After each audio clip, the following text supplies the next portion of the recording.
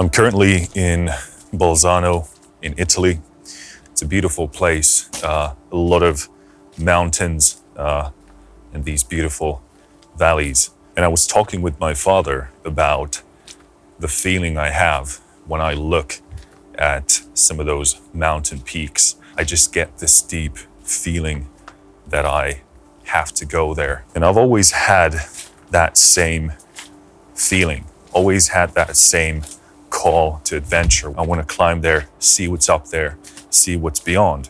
And I think a lot of people can relate to that feeling. Actually, a funny fact, just a couple of days before traveling here, I was having a conversation about childhood dream jobs. And mine was to be a mountain climber. And I think I got that idea from being in Spain, I think at the border of Spain and Portugal. I was there with my parents at a pretty young age, and I could see the mountain range from this town called Haka. I just wanted to see what was on top, and I wanted to be on top of it. I've talked about the highs and lows of life and how creative people tend to enjoy the highest highs and the lowest lows. And I think this is simply a different manifestation of that, a different interpretation or abstraction of that. You see a beautiful scene, you see something magnificent, and you want to go there and you want to attain it and you want to be a part of it. You want to be at the very highest peak of existence. It doesn't really matter whether it's a mountaintop or whether it's playing on that epic, magnificent stage to thousands and thousands of people. I think ultimately it's about the same thing that you're trying to express, being connected to a magnificent goal, living at the very pinnacle of life itself. And it's a magnificent force that can pull great things out of you. It can be a great motivator. It can be a force that is the catalyst to great achievements, great accomplishments. And in many cases, they can make life worth living. But when you live for those extremes, when you live to create those peaks, by nature, you have to come down. And ultimately, I think it's that roller coaster that ends up burning out a lot of artists.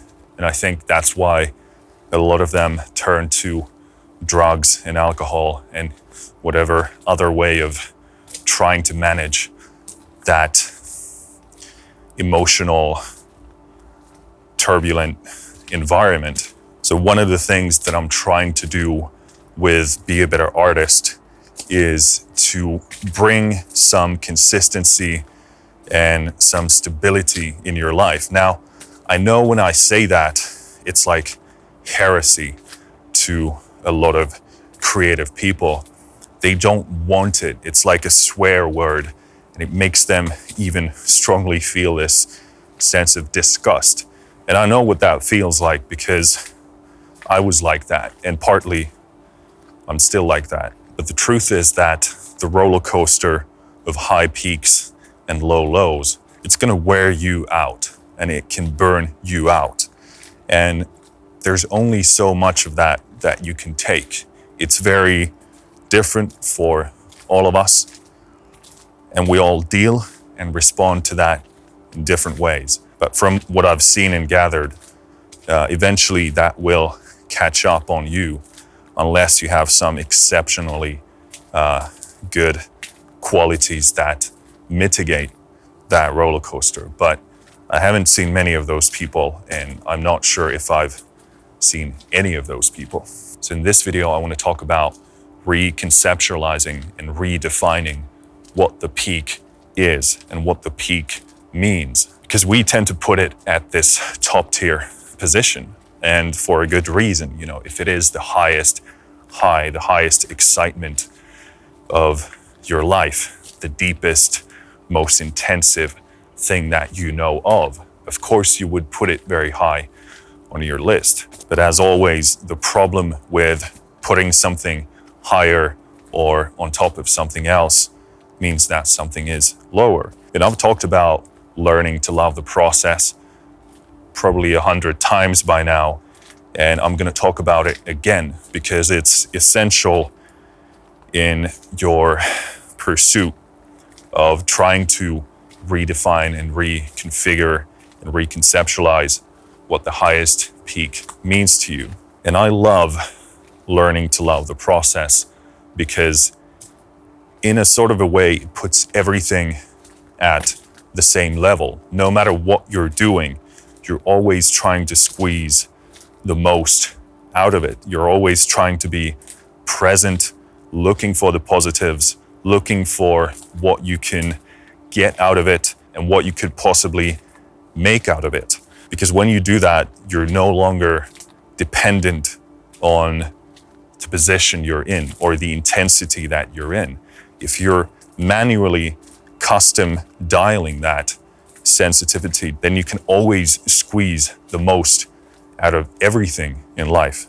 It's looking at the upsides, looking at the potential upsides, and aligning your focus, choosing to look at a situation from the most advantageous perspective.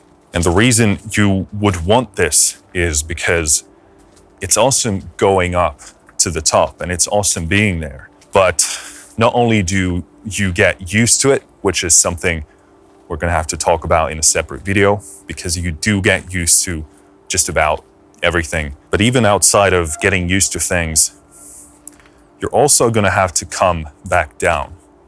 And if you view all of this, which is down in the valley, as worth less, and you can't find a perspective to look at it from a very appreciative position, then you're losing out on everything that is in the valley. And if that's the only thing that you really value or see as something that makes life worth living, well, then if your life is a pie chart, those highest peaks are going to be a pretty narrow slice of it.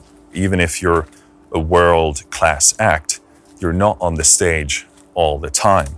And that by default is going to create the roller coaster I was talking about. And I know we're speaking very strongly in terms of metaphors, but regardless, I find it to be very appropriate, because when you are on that mountaintop and you look at the city, you don't really see the city as what it actually is. You see it as this texture and a collection of buildings and materials, but you don't see the small stuff.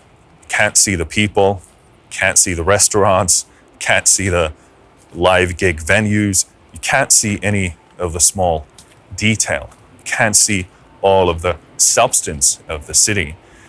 And again, this is a perspective thing. Like if you're always just looking at life from that mountaintop, if you're just looking at it from that peak, it's a nice vantage point, but it doesn't show you life as it truly is. And I think this is super important to understand about human life and human perspective.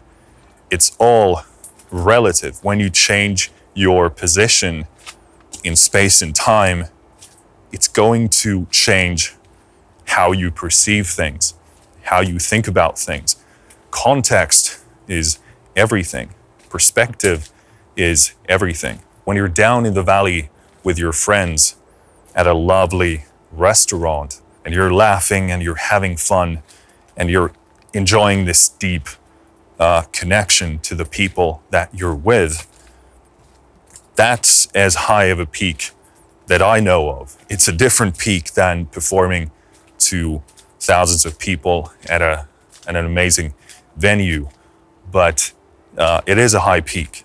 And these high peaks, they're everywhere, at every single layer and level, all the way from down the valley up to the mountaintop and everything in between. And I think if you look at life that way, you're going to find that life becomes a hell of a lot more enjoyable and filled with happiness and positivity. And you also liberate yourself from this idea that I need specific certain things to feel something specific inside. So as lovely as your mountaintop is, it's not everything. It's not life in its full extent. There are enjoyable things at every level of life. In fact, if you see that lift right there, that's what life is. You go up, you go down. And instead of getting depressed and sad because you have to come down from that mountaintop, you can choose to look at it differently.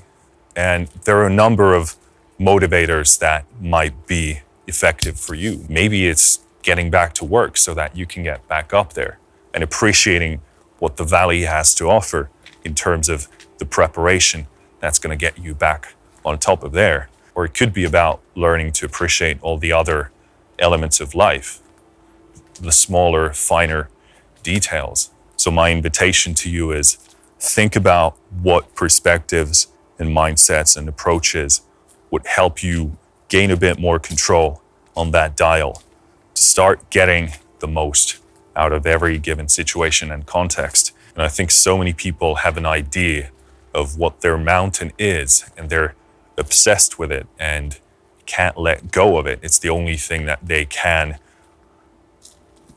go towards and value. There's nothing bad about having a mountain. The problem is that it becomes destructive and corrosive if it's the only thing that you see as a valuable focus. There are peaks everywhere. It's simply a matter of perspective. It's simply a matter of resolution. And at every single layer and at every single level, there's something to appreciate. There's a peak somewhere there.